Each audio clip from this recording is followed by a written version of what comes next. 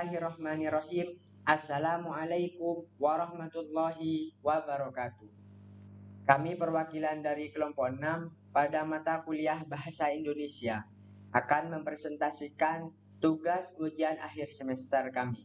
Sebelum itu, yang kami hormati Bapak Sofyan Saifurizal selaku dosen pengampu mata kuliah Bahasa Indonesia.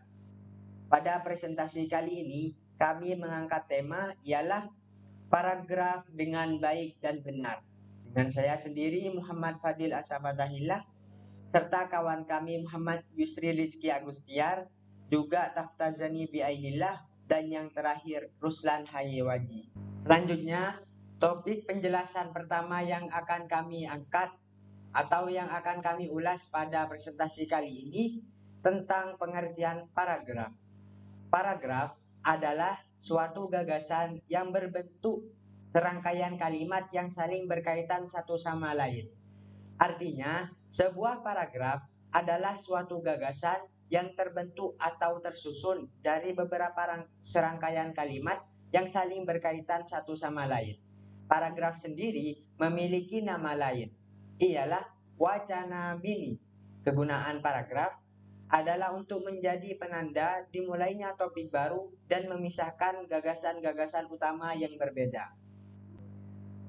Kemudian, topik selanjutnya tentang kegunaan paragraf.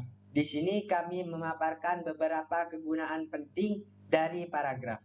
Yang pertama, dapat mengekspresikan gagasan secara tertulis dengan memberi bentuk suatu pikiran dan perasaan ke dalam serangkaian kalimat yang tersusun secara logis dalam satu kesatuan. Kemudian yang kedua dari kegunaan paragraf, dapat menandai peralihan gagasan baru bagi karangan yang terdiri dari beberapa paragraf. Sampai di sini, jika paragraf berganti, maka berganti pula pikiran dari sebuah karangan. Kemudian, kegunaan paragraf yang ketiga. Paragraf memudahkan pengorganisasian gagasan bagi penulis dan memudahkan pemahaman bagi para pembacanya. Kemudian yang keempat, memudahkan pengembangan topik karangan ke dalam satuan-satuan unit pikiran yang lebih kecil. Serta yang terakhir dari kegunaan paragraf, ialah paragraf dapat memudahkan pengendalian variabel, terutama karangan yang terdiri atas beberapa variabel. Kemudian, topik pembahasan selanjutnya ialah macam-macam paragraf. Di sini kami mengangkat 5 macam-macam paragraf. Yang pertama, paragraf deduktif. Paragraf deduktif merupakan jenis paragraf yang kalimat utamanya berada di awal paragraf. Yang kedua, paragraf induktif. Paragraf induktif merupakan kebalikan dari paragraf deduktif. Artinya, jenis paragraf ini memiliki kalimat utama di akhir paragraf. Yang ketiga, paragraf eksposisi. Paragraf eksposisi merupakan paragraf yang bertujuan untuk memaparkan, menjelaskan, menyampaikan informasi, mengajarkan, dan menerangkan suatu topik kepada para pembaca. Kemudian selanjutnya, paragraf campuran. Paragraf campuran merupakan jenis paragraf yang memiliki kalimat utama di awal dan di akhir paragraf.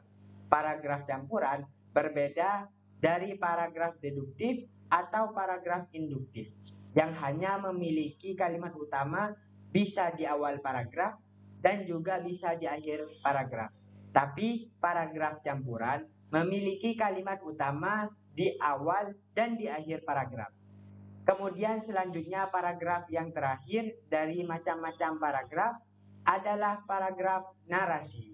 Paragraf narasi merupakan jenis paragraf yang bertujuan untuk menceritakan suatu kejadian atau peristiwa. Kemudian selanjutnya, syarat-syarat dalam pembentukan paragraf. Di sini ada beberapa syarat penting dalam pembentukan paragraf. Yang pertama, kepaduan. Sebuah paragraf bukanlah sekedar kumpulan kalimat-kalimat yang berdiri sendiri atau tersusun sendiri, tetapi dibangun oleh kalimat yang mempunyai hubungan timbal balik. Adanya kepaduan dan pembaca pun dapat dengan mudah memahami atau mengikuti jalan pikiran penulis tanpa hambatan karena adanya peloncatan pikiran yang membingungkan. Kemudian yang kedua dari syarat-syarat pembentukan paragraf adalah kesatuan. Fungsi paragraf adalah untuk mengembangkan gagasan pokok tersebut.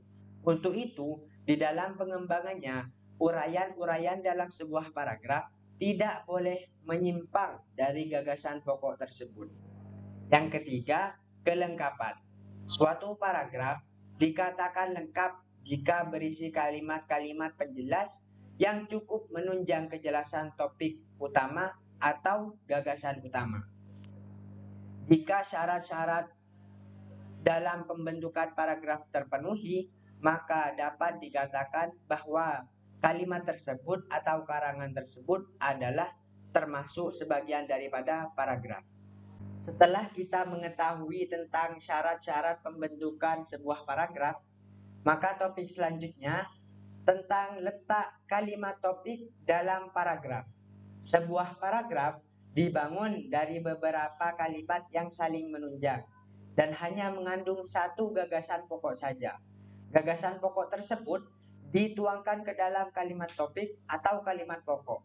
Kalimat topik atau kalimat pokok dalam sebuah paragraf dapat diletakkan di akhir, di awal dan di akhir atau dalam seluruh paragraf tersebut. Artinya, gagasan pokok dalam sebuah paragraf dapat diletakkan di awal atau di akhir atau di awal dan di akhir kalimat paragraf tersebut. Selanjutnya, mungkin hanya ini yang dapat kami sampaikan. Kurang lebihnya mohon maaf. Wassalamualaikum warahmatullahi wabarakatuh.